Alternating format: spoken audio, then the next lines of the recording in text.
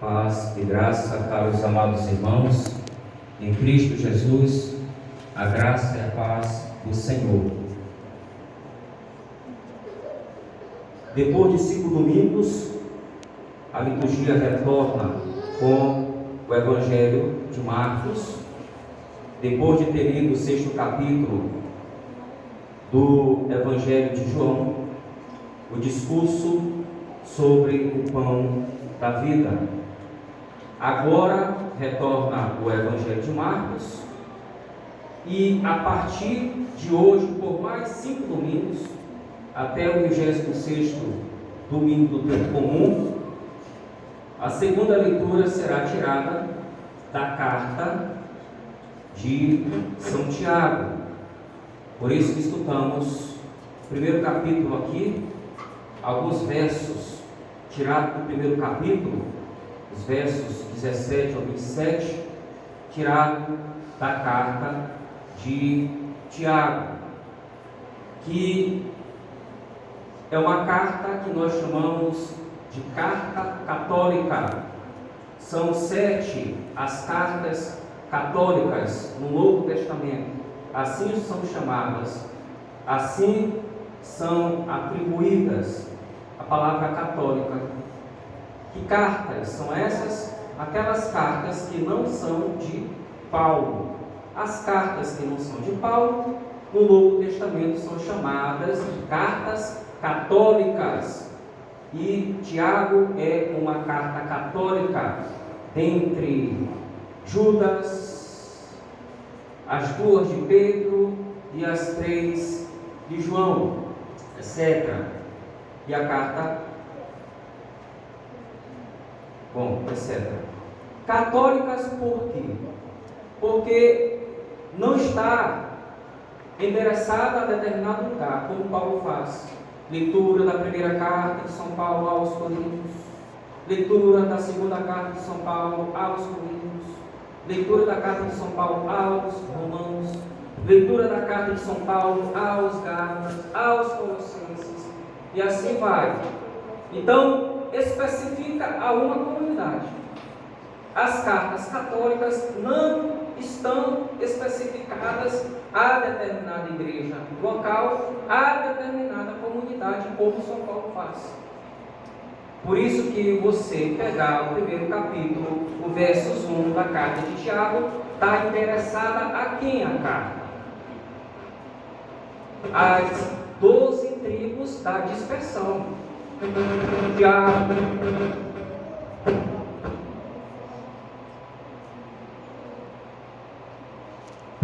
Tiago, servo de Deus e do Senhor Jesus Cristo, as 12 tribos da dispersão, saudações.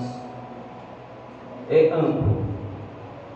E a carta católica, porque é universal. Carta católica quer dizer aquilo que é universal. As 12 tribos, ao novo povo, aos crentes judeus convertidos ao cristianismo na dispersão, estão fora da Palestina. Judeus cristãos convertidos fora da Palestina tinha muitos, no balde, milhões. Por isso, carta católica. E uma carta atribuída a Tiago, irmão do Senhor, como relatam os Atos dos Apóstolos, apóstolo do Senhor, dos 12, mas é atribuída a ele, porque a carta demorou muito tempo a ser aceita pela própria igreja. Mas se a carta, para quem conhece a história dos cânones sagrados, sabe que a carta de São Tiago demorou a ser aceita nos primeiros séculos do cristianismo como livro, como texto inspirado por Deus. É um dos argumentos para dizer que a carta não é de Tiago, é atribuída a Tiago, irmão do Senhor. Mas, para hoje, vamos ficar com este versículo maravilhoso, o 27. A religião pura e sem mancha diante de Deus Pai é esta: assistir os órfãos e as viúvas em suas tribulações e não se deixar contaminar pelo mundo. A religião pura e sem mancha diante de Deus Pai é esta: assistir os órfãos e as viúvas em suas tribulações e não se deixar contaminar pelo mundo. Pergunta: qual é a verdadeira religião? Essa é a lógica. E ele responde: qual é a verdadeira religião? É aquela que cuida dos órfãos e das viúvas. Em outras palavras, órfãos e viúvas são nomenclaturas nas Sagradas Escrituras, sobretudo no Antigo Testamento, dos pobres. Toda vez que vocês encontrarem a expressão órfãos e viúvas, se refere aos pobres, aos marginalizados, aos que estão jogados às margens. E a gente se pergunta: eu sou budista, eu fiz caridade, eu assisti os pobres, eu sou budista. O budismo faz caridade, então o budismo é a religião verdadeira porque faz caridade. Os muçulmanos, ou algum muçulmano, se estender a mão para um pobre e ajudar o pobre, então o islamismo é a verdadeira religião. Eu sou espírita, faço caridade, ajudo os pobres. Então o espiritismo é a verdadeira religião. Porque o texto está dizendo: a religião pura e sem mancha, qual é diante de Deus? É aquela que ajuda os pobres. Está certo? Está correto? Não, está errado. Só tem uma religião. Só uma religião que foi revelada, inspirada, da... Qual é a única religião? O cristianismo. Deus só revelou uma religião. Não revelou duas, nem três, nem quatro. Não é porque o islamismo, se fizer caridade, é a verdadeira religião. Não é por aí. Deus só revelou uma. Cristã, católica, é a única igreja revelada por Deus, por meio do seu Filho Jesus Cristo. Só tem uma. Só essa é revelada. Só essa é inspirada. Esta é a verdadeira religião.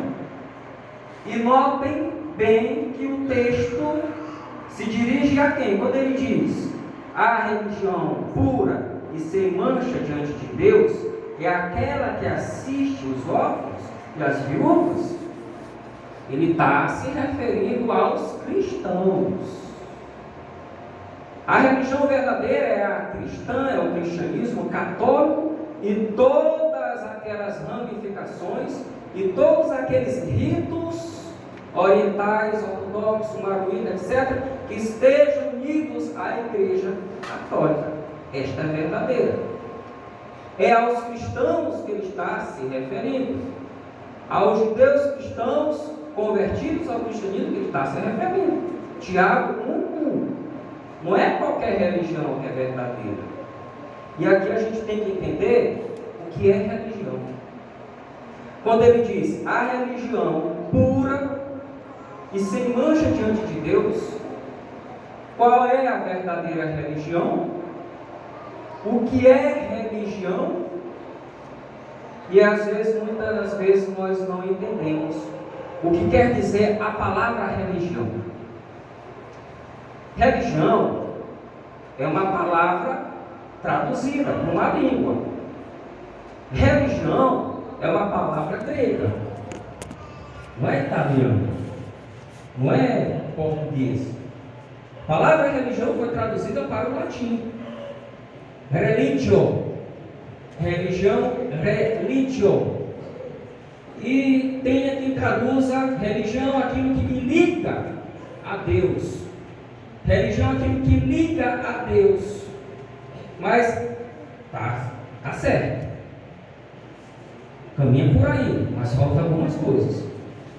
Religião é uma palavra grega. Traskeia em grego. O que quer dizer a palavra religião traduzida? Religião é o culto que nós prestamos a Deus em uma liturgia. Esse é o significado da palavra religião. O popular traduz aquilo que me conecta a Deus, aquilo que me liga. Mas o sentido profundo, primário, primeiro, traskeia em grego, é o culto que você presta a Deus em uma liturgia, em uma celebração. Isso é religião. É o nosso culto a Deus. É o nosso culto a Deus no cristianismo. E o que é a missa? É o culto da igreja a Deus. Isso é o sentido da missa. E é por isso que vocês estão aqui, para cultuar a Deus por meio deste rito que a igreja nos oferece. Isso é religião. Só que tem um problema. Quando ele diz que a religião é um culto a Deus, aí ele dá o significado de como deve ser o nosso culto a Deus. Ele diz que a verdadeira religião, ela é sem mancha e pura diante de Deus, mas a verdadeira religião é aquela que assiste os órfãos, as viúvas, os pobres. Religião, gente, em outras palavras, ele não quer dizer que é somente um culto a Deus, como fazem exatamente os protestantes. Para o protestantismo, eles não usam a palavra religião, mas para o protestantismo, o culto é somente a Deus. E por isso que o protestantismo, e não é deles, e não é característica do protestantismo fazer caridade. Protestantismo não faz caridade. Protestante não faz caridade. Não é estilo deles. O protestante é Paulo, é paulino. Carta aos Romanos. Romanos 1:17. O justo vive da fé. Por isso que vocês vão escutar muito da boca de um protestante, porque é o justo. O justo vive da fé, somente da fé, no culto a Deus. Nada de caridade, nada de ajudar os pobres, nada de estender a mão. Por quê? Porque você tem que ter fé. Se você está faminto, você tem que ter fé. Se você é pobre, lascado, miserável, você tem que ter fé. Você tem que se tornar justo, viver da fé, e Deus vai te dar prosperidade. Tipo de uma teologia protestante que não dá esmola para ninguém. O culto protestante, ele é vertical e fica só nisso. Da humanidade para Deus e Deus para a humanidade no culto, e esquecem do horizontal. Esquecem dos pobres, esquecem de ajudar os famintos, os desgraçados, os moribundos, os miseráveis, que são tantos e tantos, e ainda mais nessa pandemia. A religião é o nosso culto a Deus, mas a religião, como diz Tiago, ela assiste os órfãos e assiste as viúvas. Nós não podemos esquecer da dimensão do outro. Religião não é só culto. Religião não é só rezar. Religião não é só adorar, não vir para cá para o Santíssimo, passa horas e horas aqui em adoração no Santíssimo. Reza, reza, reza, faz fala, se ajoelha, adora, e na hora de fazer a caridade, não ajuda ninguém. Infelizmente, o culto protestante é assim. Infelizmente, também, muitos cristãos católicos são assim, que pensam que a fé só tem essa dimensão vertical. Aquilo que me liga a Deus, a religião, somente a Ele, ponto final, e acabou. A fé é somente um acreditar em Deus e nada mais. Aquilo tipicamente dos protestantes. Aceita Jesus? Isso aqui é tipicamente protestante. Isso aqui é tipicamente uma fé pobre. Aceita Jesus e ponto final. Está resolvido. A fé é um comprometimento com Deus, mas também com o irmão. O que é religião? É o culto que nós prestamos a Deus, trasqueia. O que é religião? É a caridade que você faz na tua vida para quem está faminto, para quem está desgraçado, para quem está miserável, para quem não tem nada. As obras que você faz. Isso é religião, gente. O que é religião? A outra dimensão, não se deixar contaminar pelo mundo. Isso é religião. Não se deixar contaminar pelo mundo, em outras palavras, é a santidade. Não se deixar contaminar pelo mundo, por aquilo que o mundo nos oferece, é não se deixar mergulhar na realidade do pecado. E Jesus nos mostrou aqui uma lista de pecados, 13 pecados. Falta de juízo. Falta de juízo é um pecado. Orgulho é pecado. Calúnia é pecado. Inveja é pecado. Maldade é pecado. Fraudes, etc. Roubos e assassinatos.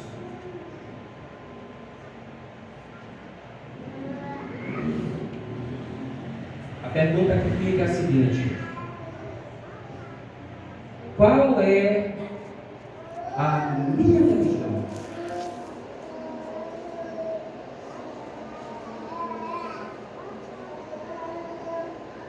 O quanto eu faço de caridade?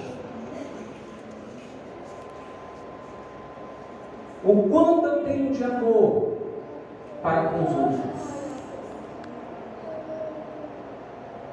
E olha que nós cristãos somos acusados de quê? Por ajudarmos, por estendermos as mãos, somos acusados de quê? De comunistas. Não se pode fazer caridade porque você é comunista. Absurdo. O cristianismo existe e subsiste muito antes dessa teoria do comunismo. E fazer caridade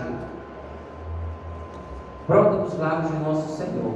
Eu estava com fome e me deste de comer. Eu estava com sede e me deste de beber. Eu estava nu e me vestistes. Eu estava preso e me visitastes. Eu estava doente e fostes me visitar. Vamos olhar para o texto, para a nossa vida,